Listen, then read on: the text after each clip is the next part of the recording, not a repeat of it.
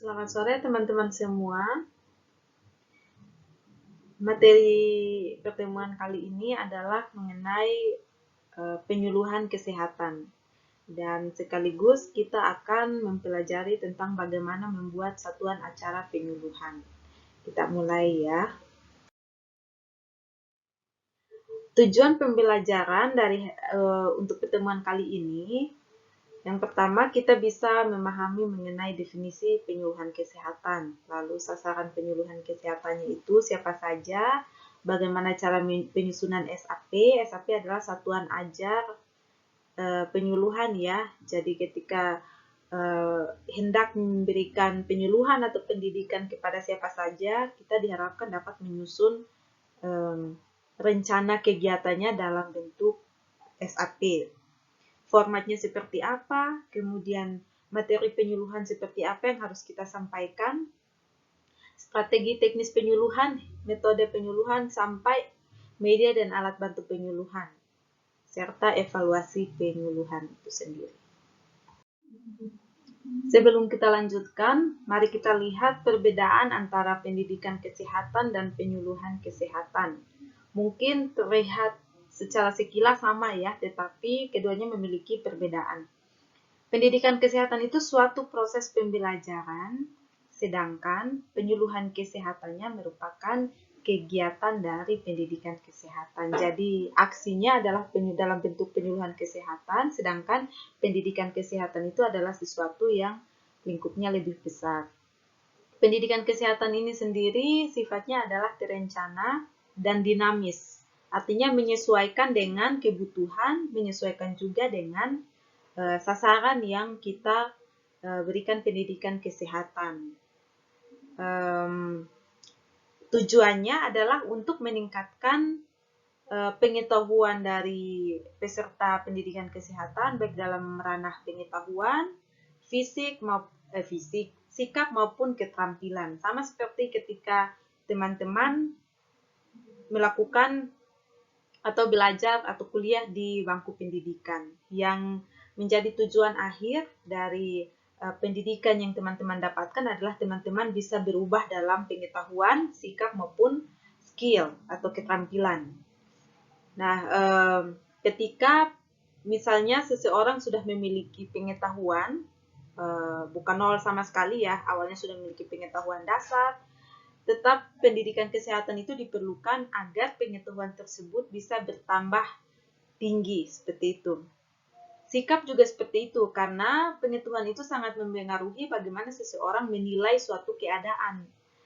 Pengetahuan yang bagus akan membuat seseorang lebih tertarik atau lebih cenderung untuk melakukan suatu tindakan daripada memiliki pengetahuan yang kurang. Kalau pengetahuan yang kurang, maka sikapnya mungkin akan lebih kepada ragu-ragu untuk melakukan sesuatu. Mengapa? Pengetahuan ini tidak pernah terlepas dari sikap dan juga keterampilan. Keterampilan itu adalah ketika tindakan tersebut dilakukan, apakah dilakukan dengan tepat atau tidak, dan juga terkait dengan patuh dilakukan atau tidak, dilakukan secara benar atau tidak, itu keterampilan. Nah, penyuluhan kesehatan ini seperti yang saya bilang tadi adalah kegiatan dalam bentuk kegiatan ya dari pendidikan kesehatan dengan tujuan untuk menyebarkan pesan, menanamkan keyakinan sehingga masyarakat mau melakukan anjuran kesehatan. Biasanya hal ini dilakukan untuk mempengaruhi persepsi dari masyarakat tentang suatu hal.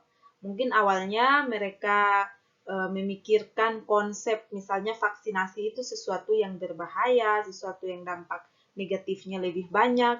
Kemudian karena penyuluhan dilakukan secara terus-menerus, maka masyarakat yang awalnya memiliki persepsi yang negatif tentang vaksinasi kemudian mau melakukan vaksinasi sebagai salah satu anjuran untuk meningkatkan kesehatan mereka. Itu penyuluhan kesehatan. Siapa yang biasanya melakukan penyuluhan kesehatan? Siapa saja bisa, yang profesional ya, boleh perawat, boleh dokter, boleh tenaga gizi, seperti itu. Boleh ahli kesehatan masyarakat, ahli epidemiologi, boleh melakukan penyuluhan kesehatan. Artinya setiap orang yang memiliki latar belakang yang cukup untuk atau pengetahuan yang cukup untuk disebarkan kepada orang lain. Nah, sasaran penyuluhan kesehatan ada 3 sasaran ya. Yang pertama sasaran individu, kedua sasaran keluarga, ketiga sasaran kelompok. Individu sendiri adalah satu orang yang sedang mengalami masalah tertentu ataupun sedang mengalami penyakit tertentu. Masalah di sini kita teman-teman perlu ingat ya, masalah itu ada masalah aktual, masalah risiko, dan juga masalah potensial. Kalau masalah aktual itu sesuatu yang sudah terjadi, misalnya seseorang ini sedang sakit. Kalau sedang sakit ya masalahnya sedang terjadi, sedang sakit. Tetapi masalah risiko itu seseorang beresiko untuk terpapar COVID misalnya. Kalau itu kan belum terjadi, COVID-nya belum masuk kan, belum terpapar orangnya, belum ada gejala seperti itu. Itu juga merupakan masalah, walaupun belum terlihat tanda dan gejala. Gitu. Masalah yang potensial, misalnya seseorang ini sangat ingin untuk tubuhnya tidak menjadi obesitas, fisiknya tidak obesitas, jadi dia melakukan olahraga terus-menerus. Itu juga masalah yang harus dipecahkan, yang harus dipertahankan, walaupun itu bukan masalah aktual, tetapi masalah potensial, masalah sejahtera. Artinya dari kondisi yang sejahtera menjadi lebih sejahtera lagi. Sasaran penyuluhan ketika kita lakukan pada individu yang memiliki masalah aktual, itu biasanya kita lakukan di rumah sakit atau di komunitas ketika kita melakukan pencegahan sekunder untuk mencegah masalahnya. Kalau teman-teman sudah tahu istilah pencegahan sekunder itu intervensi yang kita berikan agar penyakit atau masalah aktual yang sedang dialami oleh pasien bisa teratasi. Contohnya kalau dia batuk, ya batuknya bisa sembuh.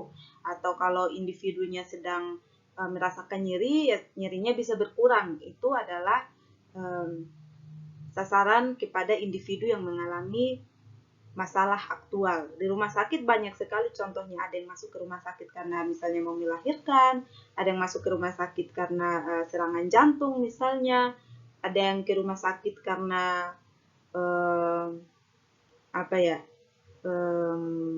penyakit paru, batuk, dan sebagainya. Itu kita atasi dengan memberikan, salah satunya adalah memberikan penyuluhan kesehatan terkait dengan masalah yang dihadapi. Misalnya untuk yang memiliki masalah pernapasan, nafasnya sesak seperti itu. Selain diberikan kolaborasi pemberian oksigen, kita juga bisa memberikan penyuluhan bagaimana caranya agar pasien ini bisa melakukan menarik napas panjang ya, melakukan nafas dalam, latihan nafas dalam secara terus-menerus yang bisa melatih pernapasannya pasien sehingga tidak susah untuk bernafas atau tidak sesak. Mungkin sesaknya menjadi berkurang dengan bantuan penyuluhan maupun dengan bantuan kolaborasi yang kita berikan. Itu individu. Kalau keluarga ini konteksnya lebih besar dari individu. Dan keluarga juga memiliki masalah tersendiri di samping individu, walaupun keluarga itu terdiri dari individu-individu ya. Jadi individu tersebut bisa saja memiliki masalah aktual, tetapi bisa juga memiliki masalah resiko dan sebagainya. Kumpulan dari masalah-masalah yang dihadapi oleh individu ini dan bagaimana keluarga menangani masalah tersebut akan menjadi masalah keperawatan dari keluarga. Nah, kita bertugas untuk memberikan penyuluhan kesehatan kepada keluarga. Saya sampaikan ya, keluarga itu memiliki 5 fungsi perawatan, mulai dari mengenal masalah kesehatan, bagaimana cara merawat anggota yang sakit di dalam keluarga, sampai bagaimana cara memodifikasi lingkungan agar penyakitnya bisa cepat sembuh atau untuk meningkatkan kesehatan. Nah, dalam penyuluhan kesehatan yang kita lakukan adalah untuk memaksimalkan 5 peran atau 5 fungsi keluarga ini. Nanti teman-teman bisa baca lagi di referensi-referensi yang lain ya, terkait dengan fungsi keluarga. Misalnya ketika fungsi keluarga untuk mengenal penyakit itu masih minim. Ada keluarga yang beranggapan bahwa sakit demam itu adalah tanda bahwa anak akan berkembang menjadi lebih besar, bukan tanda dari suatu penyakit tertentu seperti itu. Sedangkan di bidang kesehatan kita tahu bahwa demam itu terjadi karena peradangan, seperti itu. Atau terjadi karena respon tubuh terhadap suatu infeksi tertentu.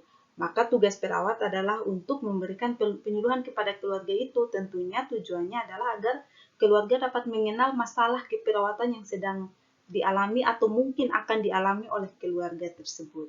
Atau keluarga yang tinggal di daerah yang gersang misalnya, tetapi rumahnya jarang dibersihkan, banyak debu di sana-sini. Keluarga beranggapan bahwa itu adalah hal biasa karena semua orang di sana juga seperti itu. Tetapi yang kita tahu, debu itu adalah salah satu penyebab dari penyakit saluran pernapasan. Sehingga kita perlu memberikan penyuluhan supaya apa? Supaya rumahnya bisa dibersihkan sebisa mungkin, minim dari debu dan banyak ventilasi udaranya. Itu bagaimana cara kita memberikan penyuluhan kesehatan agar keluarga dapat memahami masalah keperawatan yang sedang mereka hadapi. Kadang mereka tidak sadar sama sekali kalau itu adalah masalah kesehatan. Itu untuk keluarga. Lalu yang ketiga untuk kelompok. Di sini ada 3 kelompok masyarakat atau 3 kelompok sasaran yang bisa kita berikan penyuluhan kesehatan. Yang pertama adalah kelompok dengan tahap perkembangan tertentu. Teman-teman mungkin tahu ya, perkembangan manusia itu memiliki beberapa tahap, mulai dari bayi, anak juga dibagi atas beberapa bagian. Anak toddler, anak preschool, anak school, anak remaja, lalu masuk ke dewasa awal, dewasa menengah, dewasa akhir, lalu lansia. Ada 9. Nah, di tiap tahap perkembangan tersebut biasanya memiliki karakteristik tersendiri dan memiliki masalah dan risiko-risiko masalah kesehatan tersendiri. Nah, sasaran penyuluhan kesehatan kita dapat kita berikan pada salah satu dari tahapan perkembangan tertentu. Misalnya untuk keluarga, kelompok orang yang bayi ya, kelompok bayi. Berarti sasarannya kita berikan kepada ibu dari bayi tersebut. Karena kalau kita memberikan penyuluhan kepada bayi, sudah pasti bayinya belum bisa memahami apa yang kita katakan.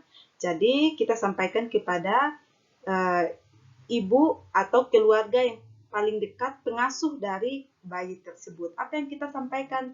Tentu saja terkait dengan apa yang menjadi masalah kesehatan bayi. Misalnya cara menyusui, ASI eksklusif, cara memberi makan bayi setelah berusia 6 bulan, lalu cara mengetahui perkembangan bayi, cara mengukur perkembangan bayi seperti apa. Semuanya itu bisa kita sampaikan kepada pengasuh untuk bayi tersebut.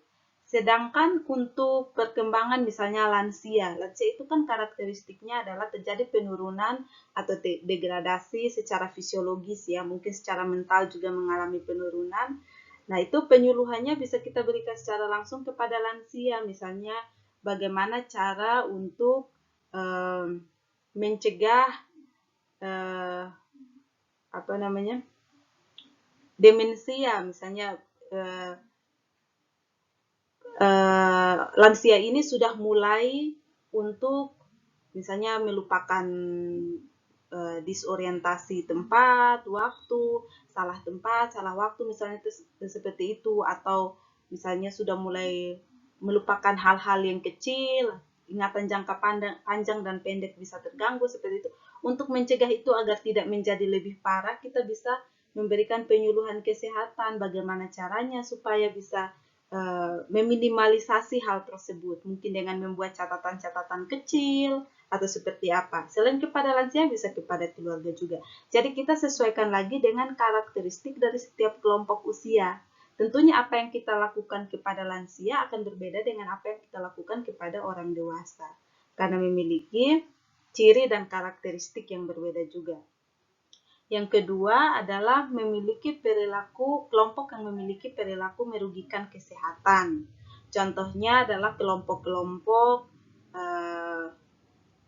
wanita pekerja seks komersial, misalnya seperti itu, atau kelompok perokok, misalnya seperti itu. Itu kan kelompok komunitas-komunitas tertentu yang sebenarnya memiliki perilaku merugikan kesehatan. Mereka secara bersama-sama memiliki perilaku yang merugikan kesehatan. Itu bisa menjadi salah satu sasaran penyuluhan kesehatan dari perawat. Yang ketiga adalah kelompok yang memiliki penyakit kronis. Kenapa? Penyakit kronis ini adalah penyakit yang berjalan atau dialami oleh seseorang dalam jangka waktu yang cukup panjang dan lebih dari 6 bulan ya. Kalau sudah lebih dari 6 bulan sudah digolongkan menjadi penyakit kronis. Nah, fungsinya kita adalah memberikan penyuluhan kesehatan terkait bagaimana untuk menghadapi penyakit kronis tersebut. Mungkin ada yang bertanya-tanya, penyakitnya kok tidak sembuh-sembuh, tanpa tahu bahwa penyakit tersebut memang tidak bisa sembuh, tetapi hanya bisa diseimbangkan dengan harus hidup berdampingan dengan penyakit tersebut. Misalnya diabetes mellitus tipe 1, itu kan tidak bisa sembuh, tetapi ketika hidup berdampingan dengan diabetes mellitus tersebut, dengan pengobatan yang bagus, maka orang tersebut akan tetap memiliki kualitas hidup yang bagus. Misalnya seperti itu. Nah, ketika terjadi kurang informasi, maka banyak orang akan menjadi tidak tahu apa yang harus dilakukan seperti itu. Jadi tujuannya kita adalah untuk menambah informasi mengenai penyakit kronis yang sedang dihadapi, sehingga itu dapat meningkatkan atau mempengaruhi sikap mereka terhadap penyakit-penyakit tertentu, dan akhirnya dapat mengubah perilaku mereka. Jadi awalnya mungkin sikapnya meremehkan penyakit tersebut atau mungkin terlalu cemas dengan penyakitnya, akhirnya bisa mengurangi rasa kecemasan atau rasa stres terhadap penyakit tersebut dan bisa menerima apa yang sedang dialami seperti itu. Jadi ada 3 ya sasaran dari penyuluhan kesehatan ini. Nah, seperti yang saya bilang di awal tadi, sebelum melakukan penyuluhan, kita perlu menyusun yang namanya satuan acara penyuluhan atau satuan acara pembelajaran. Beberapa langkah yang bisa kita lakukan dalam merencanakan penyuluhan. Yang pertama, kita harus tetapkan tujuannya dulu.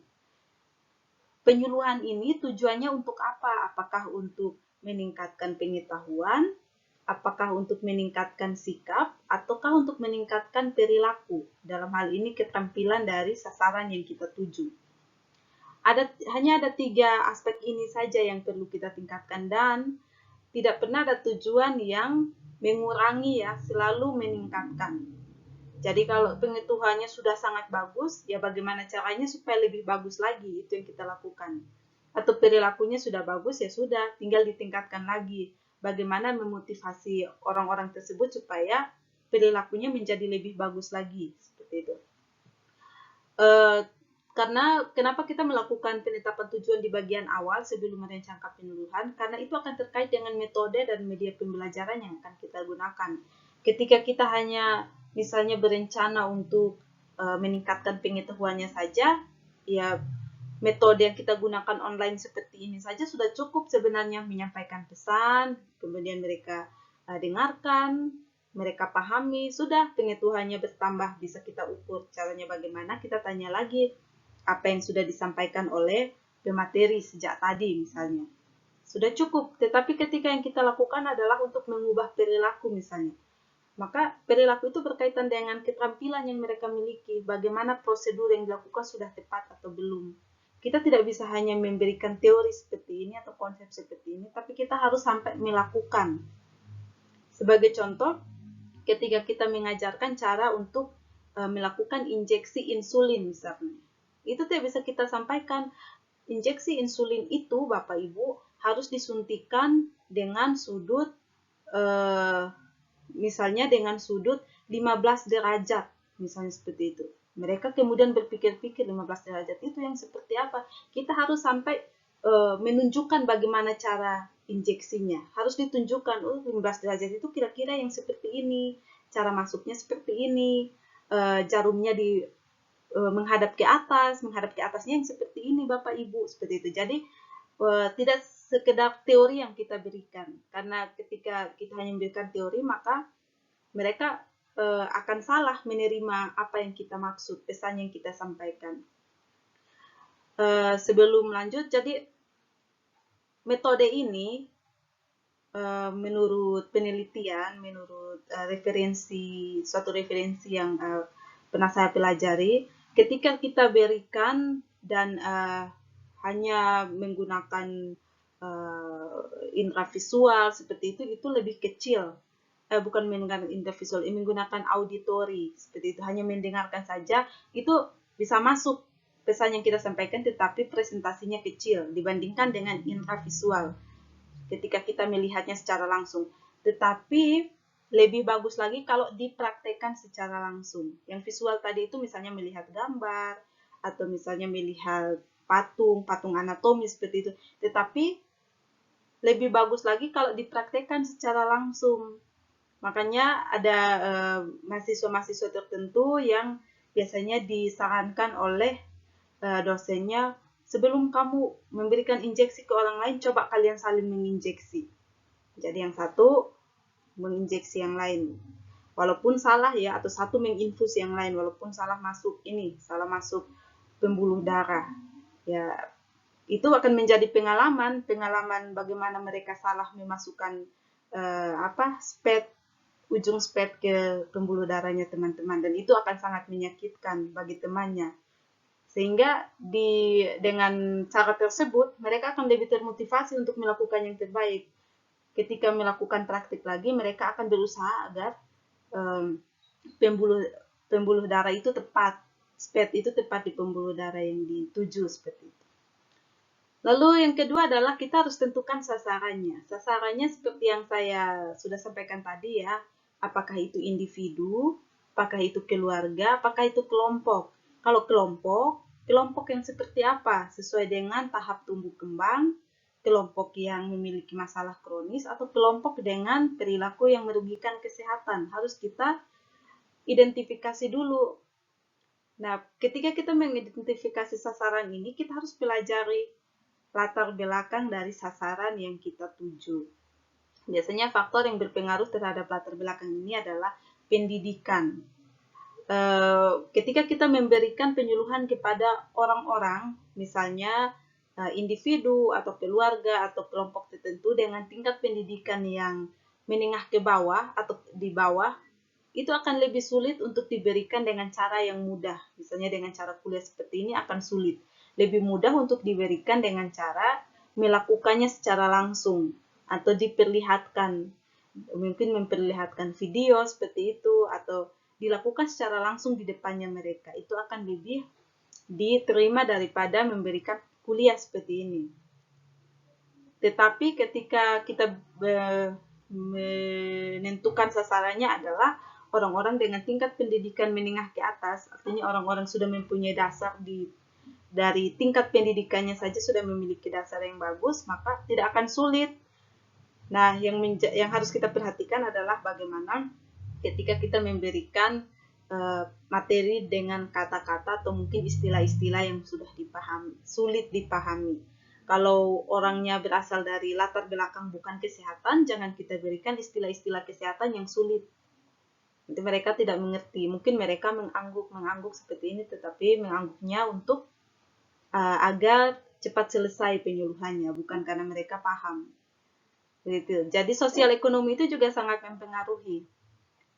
Kalau terkait ekonomi, penelitian membuktikan kalau orang dengan pengetahuan dengan ekonomi yang rendah lebih susah untuk menerima materi yang diberikan. Kenapa? Karena fokusnya mereka tidak pada menerima sesuatu untuk menambah pengetahuan, menambah sikap dan perilaku. Mereka masih fokus di bagaimana memenuhi kebutuhan dasarnya dulu. Kalau menambah pengetahuan dan sebagainya itu kan kebutuhan, bukan kebutuhan dasar ya. Dasar itu makan, minum, sandang, pangan seperti itu. Kalau pengetahuan, wawasan itu sudah ada di tingkat aktualisasi diri paling tinggi ya kalau dari Abraham Maslow. Lalu adat istiadat. Adat istiadat ini juga harus kita perhatikan. Ada budaya-budaya tertentu yang mungkin bertolak belakang dengan materi yang kita sampaikan. Dengan begitu, kita harus mempelajari dulu materinya seperti apa, adat istiadat di sana seperti apa. Kalau kita memang yakin mengambil sasaran orang-orang dengan adat istiadat yang berseberangan dengan materi yang kita sampaikan, bagaimana cara kita menyampaikannya itu harus tidak boleh menyinggung apa yang mereka yakini. Demikian juga dengan keyakinan berhubungan dengan agama, keyakinan nilai pribadi, nilai dalam keluarga, ataupun nilai dalam masyarakat. Dan kesiapan waktu. Kalau sasaran kita adalah anak-anak sekolah, maka mungkin akan lebih bagus kalau penyuluhannya dilakukan di sekolah. Karena apa? Ketika pulang ke rumah, mereka biasanya sudah tidak punya waktu untuk bersama-sama lagi untuk belajar, tetapi mereka lebih kepada misalnya bermain atau belajar berkelompok, tetapi kelompoknya kecil-kecil. Kalau kita sasarannya satu kelas atau sasarannya satu sekolah, mending di waktu sekolah bisa kita lakukan kontrak waktu dengan guru-gurunya seperti itu. Atau misalnya kita memiliki rencana untuk melakukan penyuluhan pada ibu-ibu yang bekerja sebagai petani, misalnya seperti itu. Ya, kita harus lihat lagi kesiapan waktunya mereka seperti apa. Mereka karena bertani, berarti mereka akan pergi pagi sekali ke ladang atau ke sawah, malam baru pulang, berarti kita harus menyiapkan waktu yang tepat.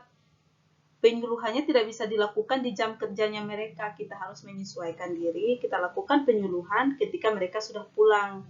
Seperti itu. Beberapa kali pengalaman yang saya dapati, karena sasaran yang direncanakan itu adalah seperti yang saya sampaikan, mereka petani, maka ketika diberikan undangan dari misalnya dari 30 orang yang diundang untuk diberikan penyuluhan mewakili satu komunitas tertentu, satu masyarakat tertentu, yang datang paling 5 orang atau 6 orang. Itu kalau di waktu kerja ya, karena mereka lebih mementingkan apa yang mereka kerjakan seperti itu. Atau misalnya waktu luang terbanyak orang-orang di sini adalah di hari Minggu. Ya sudah, kita harus mengalah di hari Minggu, kita berikan penyuluhan, walaupun mungkin hari Minggu itu adalah satu-satunya hari bagi kita untuk beristirahat, mungkin seperti itu ya. Selanjutnya penyusunan materi. Penyusunan materi di sini kita selalu harus kaitkan dan sinkronkan dengan tujuan yang ingin dicapai. Materi ini harus tepat, artinya apa? Sesuai dengan kebutuhan dari sasaran yang kita tuju. Kalau sasarannya misalnya anak-anak, ya materinya harus materi yang mudah dipahami oleh anak-anak, memiliki daya tarik, dan sesuai dengan kebutuhan anak-anak tersebut. Kalau materinya tentang bagaimana mencegah diare untuk anak-anak ya, untuk anak-anak misalnya dengan cara mencuci tangan, cara melakukan PHBS di rumah, maka kita harus rancang materinya semenarik mungkin agar dapat diketahui oleh anak-anak dan dapat dipahami oleh anak-anak dan dilakukan seperti itu. Kalau materinya adalah PHBS secara teoritis, tidak bisa kita berikan kepada anak-anak. Mereka secara konsep yang abstrak itu masih sulit untuk dipahami dibandingkan dengan orang dewasa. Jadi materinya harus kita sederhanakan seperti itu. Dan harus sesuai dengan masalah yang sedang dihadapi oleh sasaran yang kita tuju. Kalau sasaran yang kita tuju memiliki masalah, misalnya kebanyakan di masalah gizi kurang atau gizi buruk seperti itu. Jangan sampai kita cari penyuluhan yang misalnya mengenai cara untuk memberikan pola asuh yang baik seperti itu. Masih nyambung ini. Misalnya mereka tentang gizi buruk ya, tetapi kita memberikan penyuluhan tentang penyakit-penyakit tertentu, misalnya penyakit pneumonia, dan lain-lain. Itu kan agak jauh hubungannya. Kita lihat masalah yang sedang dihadapi di masyarakat, sasaran kita seperti apa, agar itu lebih bermanfaat ke mereka, seperti itu. Dan yang terakhir, setelah kita susun materinya, kita lalu lakukan rancangan penyuluhan. Formatnya seperti apa? Kita lihat di slide berikutnya. Di format SAP itu, kita mulai dari tahap pendahuluan, kita tulis pendahuluan. Pendahuluan itu berisi tentang latar belakang mengapa penyuluhan itu dilakukan. Apa yang menjadi masalah di daerah tersebut, mengapa penting untuk dilakukan, apakah sudah pernah ada yang melakukan tindakan pencegahan di situ, atau mungkin sudah pernah ada yang melakukan penyuluhan di daerah situ. Terus bagaimana hasilnya? Harus dijelaskan di latar belakang semua hal ini agar bisa mendukung alasan kita untuk melakukan penyuluhan. Penyuluhan itu bukan sesuatu yang spontan, tetapi harus sistematis. Sesuatu yang dilakukan berdasarkan alasan ilmiah, seperti itu. Tidak bisa serta-merta saya mau melakukan penyuluhan, ya sudah, lakukan saja seperti itu. Tidak bisa seperti itu. Kita melakukan penyuluhan karena ada alasan tertentu. Nah, pendahuluan ini kita tuliskan secara deduktif. Deduktif itu artinya dituliskan dari hal yang umum ke hal yang khusus. Kemudian misalnya ada data, berarti dituliskan dari yang paling global, kemudian secara nasional, dan turun sampai secara lokal di daerah tersebut. Yang kedua, kita tuliskan tujuan pengajarannya apa. Ada dua tujuan yang harus dituliskan dalam format SAP. Yang pertama tujuan umum, yang kedua tujuan khusus. Tujuan umum itu lebih umum ya, jadi ya namanya juga tujuan umum. Bagaimana, apa yang ingin dicapai secara umum dari penyuluhan ini. Misalnya penyuluhannya akan dilakukan terhadap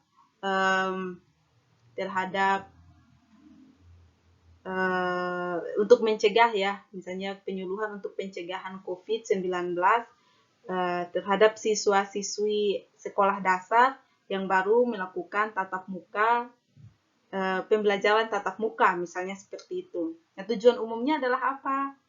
Agar siswa-siswi SD ini misalnya memahami tentang cara pencegahan COVID-19 di lingkungan sekolah, misalnya seperti itu. Sedangkan tujuan spesifik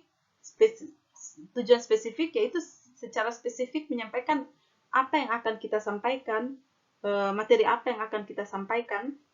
Misalnya, agar siswa-siswi SDA misalnya dapat memahami tentang definisi dari COVID-19. Ketahui dulu definisinya ini ceritanya. Lalu, bagaimana penularan COVID-19. Terus, beberapa cara pencegahan COVID-19.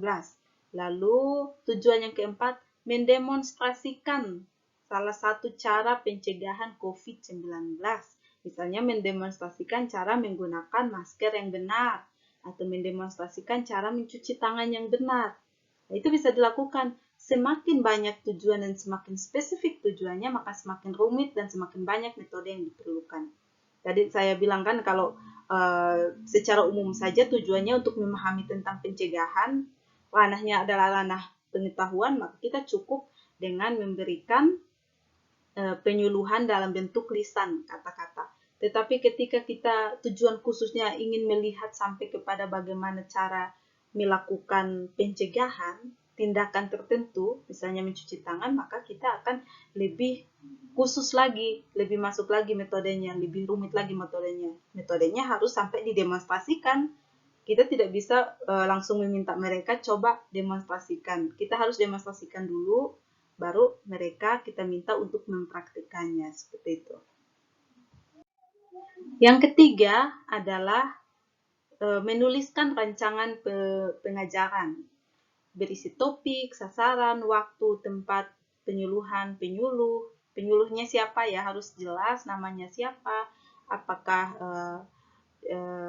penyuluh ini expert di bidang tertentu atau ahli di bidang tertentu, dan sebagainya.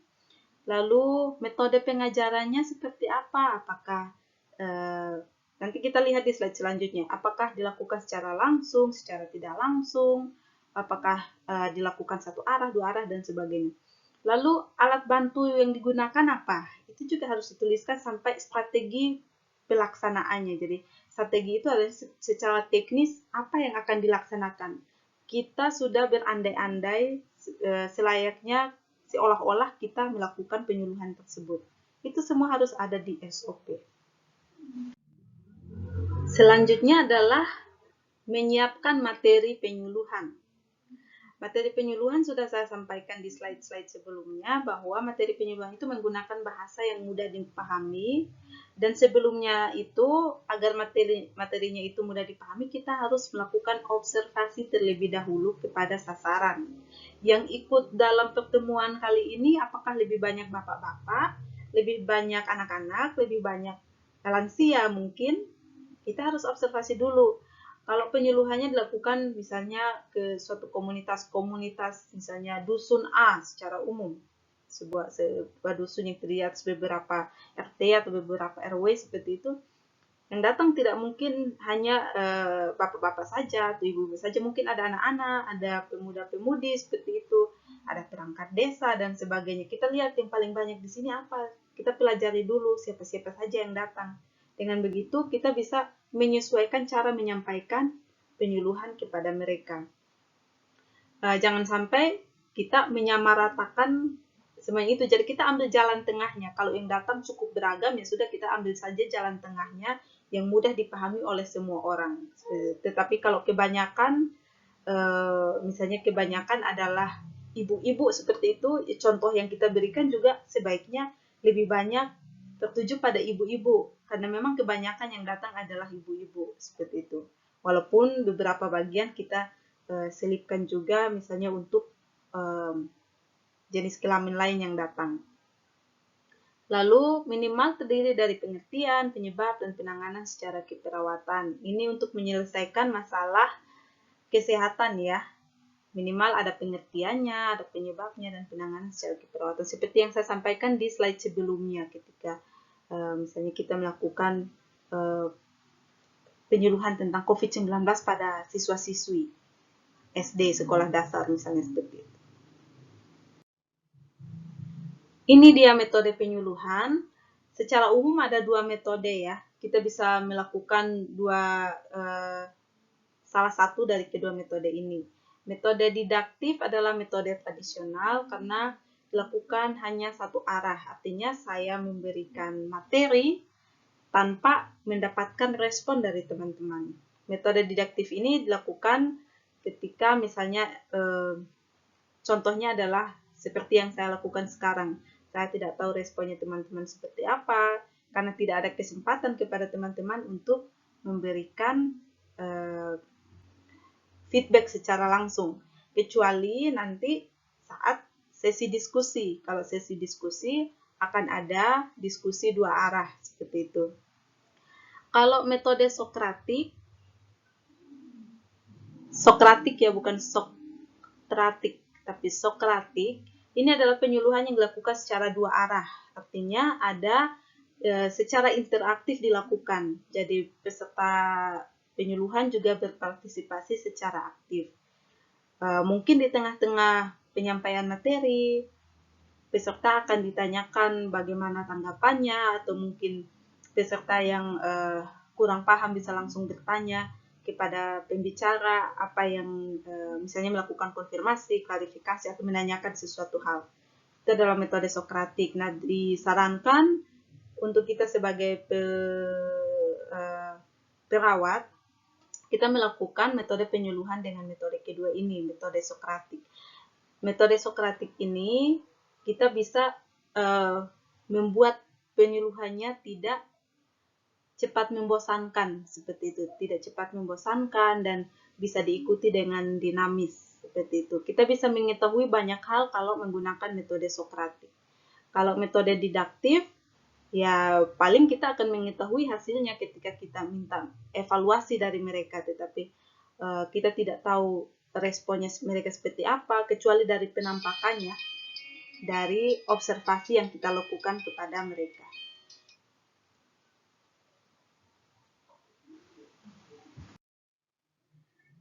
Kita masuk dalam metode penyuluhan.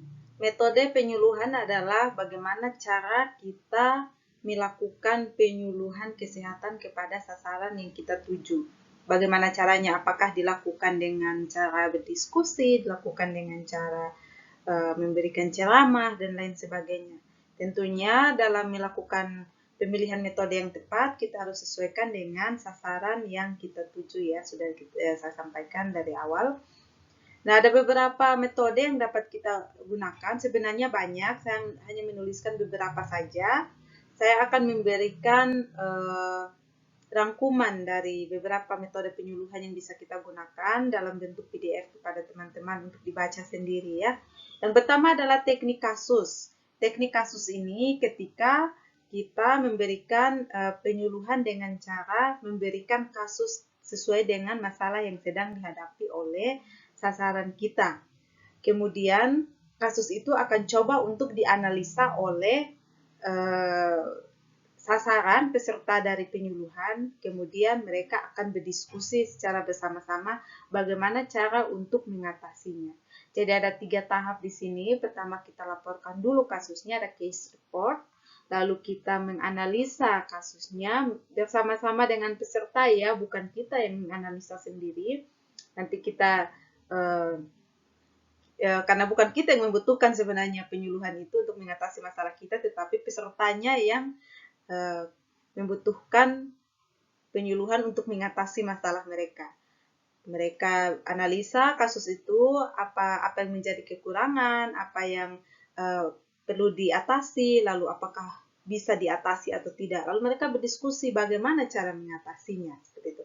Misalnya kita berikan kasus mengenai ketika kita memberikan penyuluhan mengenai hipertensi, kita berikan kasus mengenai salah satu pasien kita yang mengalami hipertensi, kemudian pasien tersebut mengalami komplikasi berupa mendapatkan luka gangren, misalnya seperti itu. Lalu kita melakukan penyuluhan terkait pencegahan komplikasi hipertensi, diabetes mellitus maksudnya, dan luka gangren. Kita memberikan penyuluhan mengenai bagaimana mencegah agar tidak terjadi komplikasi pada gula darah yang tinggi tersebut, sehingga tidak menjadi luka gangren. Atau bagaimana apa yang harus kita lakukan ketika kita sudah mengalami luka gangren tersebut. Tentunya hal ini belum terjadi misalnya, tetapi ini menjadi suatu persiapan awal, pengetahuan awal yang mereka butuhkan ketika hal itu nanti sudah terjadi. Jadi masalahnya bisa aktual, bisa juga masalah risiko. Ini yang kita sampaikan, kemudian mereka analisa bersama-sama dengan kita, lalu kita diskusikan bersama-sama bagaimana cara mengatasinya. Yang kedua adalah teknik simulasi, metode simulasi. Simulasi ini kita lakukan ketika kita ingin orang lain benar-benar menerapkan apa yang kita tunjukkan atau prosedur apa yang kita sampaikan. Jadi simulasi ini kita berikan untuk agar peserta didik atau peserta dari penyuluhan dapat meniru sesuatu yang sesuai dengan yang kita inginkan. Misalnya ketika kita akan memberikan penyuluhan mengenai cara untuk melakukan nafas dalam, tentunya kita harus lakukan dulu sebelum mereka lakukan. Kalau kita hanya mengatakan nafas dalam, mungkin secara konsep pemikiran orang itu akan berbeda-beda. Nafas dalam itu apa? Apakah nafas yang harus ditahan dalam-dalam? Apakah nafas yang harus ditarik sangat dalam, sedalam apa? Tentunya kita harus lakukan dulu. Kita praktikkan, begini loh caranya mempraktikkan nafas dalam. Tarik nafas dari hidung, tahan 1 menit, misalnya seperti itu. Selama menahan nafas, apakah boleh nafas dihembuskan? Apakah tidak boleh? Apakah harus sesuai dengan waktu yang ditetapkan? Kemudian ketika dihirup, apakah mulut kita mengerucut seperti ini? Ataukah mulut kita biasa-biasa saja? Dan sebagainya. ketika melihat apa yang kita lakukan akan lebih mudah bagi peserta didik untuk mempraktikannya secara langsung. Keterampilan mereka akan bertambah. Nah, simulasi ini juga berkaitan dengan demonstrasi. Tetapi ada hal lain yang berhubungan dengan simulasi, yaitu role play. Role play ini adalah meniru suatu situasi. Misalnya ketika ada seorang anak datang ke rumah sakit, kemudian mungkin takut terhadap perawat ataupun takut kepada dokter, misalnya seperti itu. Bagaimana caranya supaya dia tidak takut? Mungkin kita main dokter-dokteran dulu. Anaknya jadi dokter, perawatnya jadi anak, misalnya seperti itu. Atau anaknya jadi perawat, perawatnya jadi anak. Kemudian anaknya memeriksa perawat, seperti itu. Kita tunjukkan kalau tidak semenakutkan apa yang ada di pikiran anak. Itu akan membuat anak lebih tenang dan menerima tindakan kita dibandingkan kalau kita tidak melakukan apa-apa. Atau simulasi ketika kita melakukan kita melakukan penyuluhan kepada keluarga yang memiliki pasien dengan gangguan jiwa misalnya. Gangguan jiwanya misalnya apa? Gangguan jiwa yang mengurung diri, isolasi diri misalnya. Kan kalau isolasi diri itu kan tidak mau berinteraksi dengan orang lain. Dan kita tujuannya adalah untuk membuat si pasiennya dapat berinteraksi dengan orang lain. Kita harus ajarkan dulu kepada pasiennya cara untuk berinteraksi dengan orang lain. Kita simulasikan dulu. Caranya adalah dengan menyebut nama kita, kemudian menanyakan nama orang lain, misalnya seperti itu.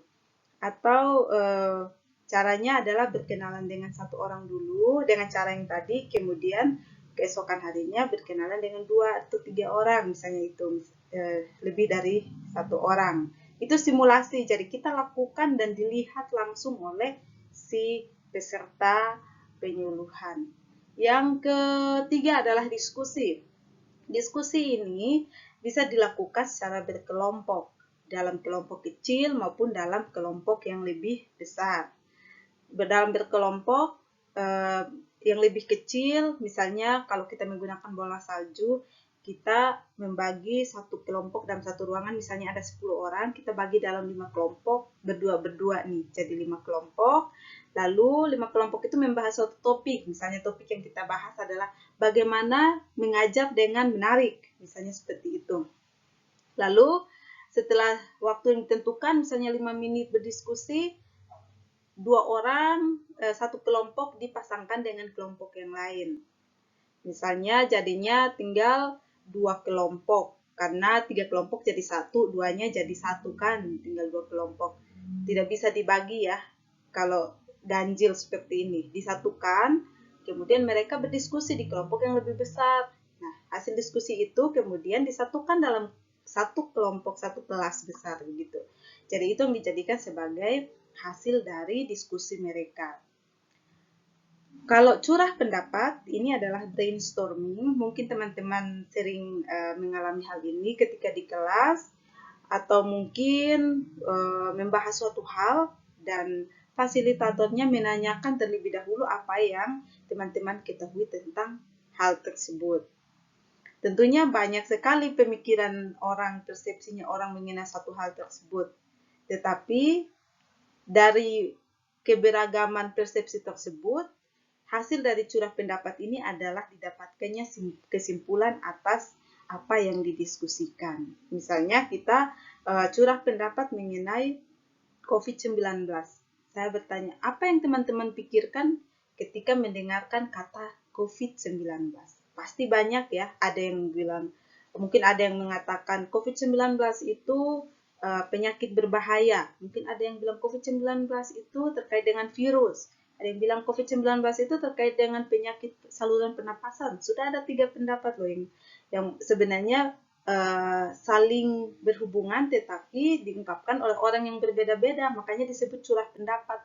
Jadi banyak sekali pendapat yang masuk, kemudian kita gabungkan jadi satu. Misalnya kemudian dari 3 pendapat itu kita simpulkan bahwa COVID-19 adalah penyakit yang berasal dari virus dan sangat berbahaya karena menyerang organ atau saluran pernapasan, misalnya seperti itu. Kita dapat suatu kesimpulan yang akhirnya bagus. Lalu fokus group adalah ketika melakukan diskusi secara terfokus pada satu grup.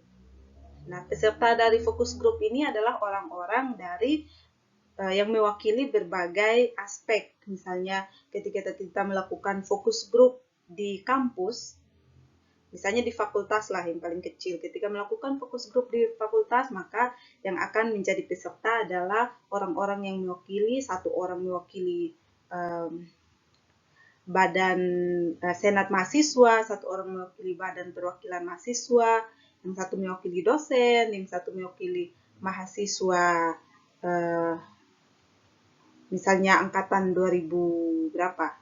2020, salah satunya dari angkatan 2019. Jadi mewakili masing-masing aspek yang ingin kita tanyai. Jadi ketika kita melakukan fokus grup ini, kita berharap suara itu adalah suara yang disampaikan oleh Sivitas Akademika di Fakultas Ilmu Kesehatan, seperti itu.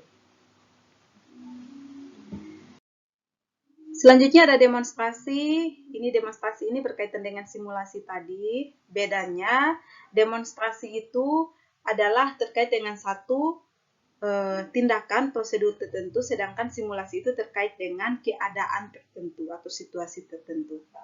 Seminar, teman-teman sudah sering mengikuti seminar, lalu ada pameran. Pameran ini termasuk ketika teman-teman mempelajari anatomi manusia dan dosennya memperlihatkan patung anatomi seperti itu. Itu teman-teman sedang melakukan pembelajaran dengan metode pameran. Kok pameran ya. Strategi penyuluhan sendiri terdiri atas 3 langkah. Strategi ini yang saya maksud di sini adalah bukan ketika kita menulis formatnya harus ada pendahuluan, ada latar belakang sebagainya. Ini waktu kita melakukannya secara langsung di masyarakat atau di sasaran yang kita tuju. Yang pertama, kita lakukan tahap pendahuluan dengan cara persiapan awal, lalu kita mengucapkan salam, tujuan, menyampaikan tujuan dari penyuluhan, kita lakukan kontrak waktu, misalnya seperti itu. Nah, tahap pendahuluan ini biasanya memakan waktu antara 5-10 menit saja, termasuk kalau misalnya ada doa, ada kata sambutan, dan sebagainya. Tidak boleh lebih dari itu. Waktu yang paling banyak seharusnya kita gunakan untuk menyajikan materi. Jadi jangan terlalu banyak kata pengantar ya dari sisi pendahuluan ketika melakukan penyuluhan. Penyajian adalah tahap ketika waktu dialokasikan paling banyak. Di sini kita sajikan tentang materi, contoh praktisnya seperti apa, kalau ada demonstrasi kita lakukan, kalau ada latihan kita lakukan, seperti itu. Waktu pengajarannya itu sekitar 80-90% dari waktu pengajaran, dari waktu penyuluhan itu sendiri. Jadi kalau kita melakukan penyuluhan tentang penyuluhan selama 1 jam, misalnya 1 jam itu kan 60 menit. 60 menit berarti 80% dari 60 menit, sekitar 45-an menit sendiri, itu adalah waktu untuk menyajikan materi, sudah ditambah latihan, sudah ditambah demonstrasi, setiap metode yang kita gunakan sudah mencakup waktu tersebut. Sedangkan 5 menit di awal digunakan untuk tahap awal, pendahuluan, dan 5 menit di akhir digunakan untuk penutup. Atau 10 menit di akhir pertemuan digunakan untuk penutup. Termasuk umpan balik, rencana tindak lanjut, kemudian kata penutup, dan sebagainya.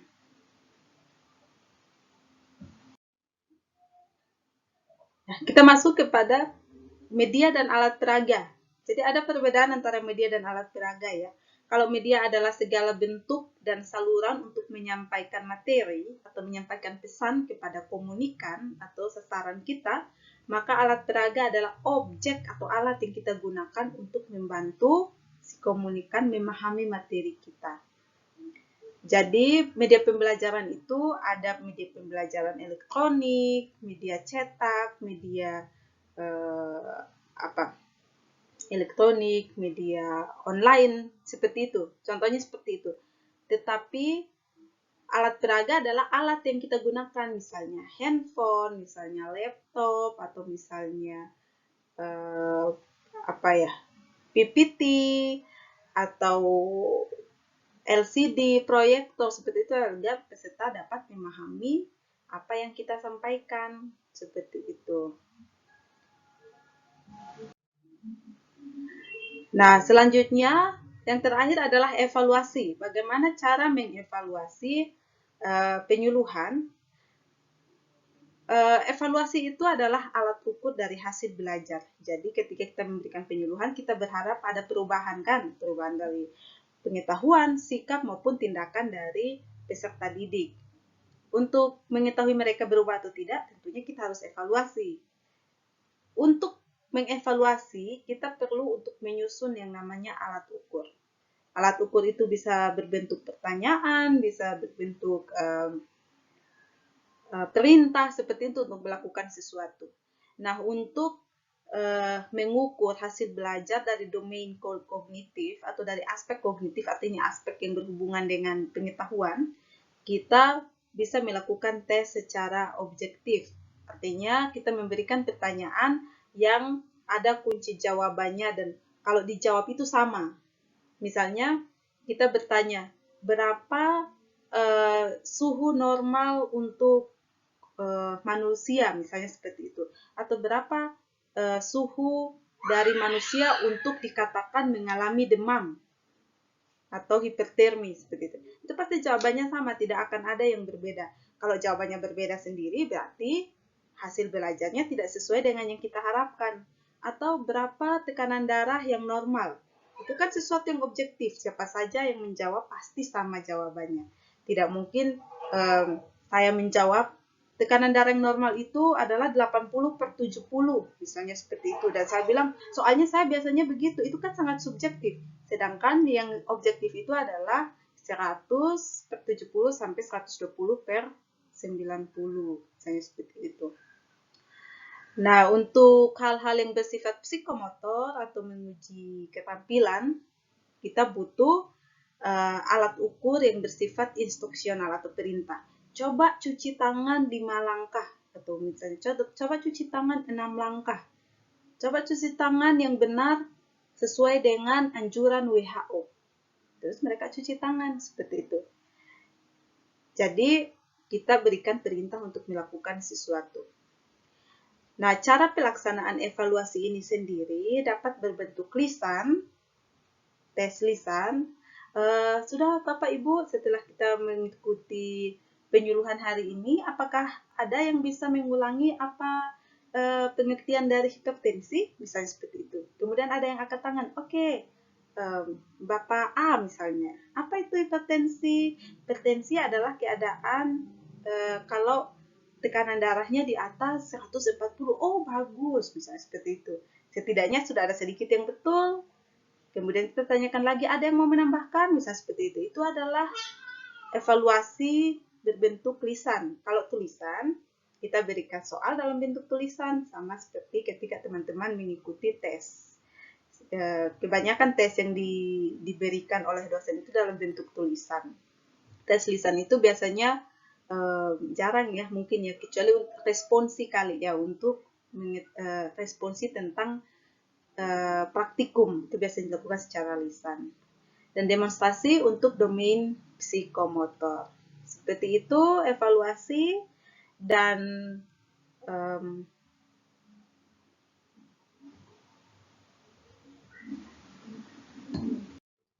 kita sudah sampai ke akhir dari slide ini. Saya harap teman-teman bisa membaca lebih banyak lagi dari referensi yang saya pakai dalam pembuatan materi ini atau dari referensi-referensi yang lain. Saya juga akan memberikan materi berupa PDF, semacam diktat ya, yang sudah saya rangkum dari beberapa referensi ini, karena terkait dengan misalnya metode pembelajaran itu cukup banyak dan cukup luas, media juga seperti itu dan harus dibaca dan memang harus latihan juga membuat misalnya SAP seperti itu. Terima kasih, selamat sore semuanya.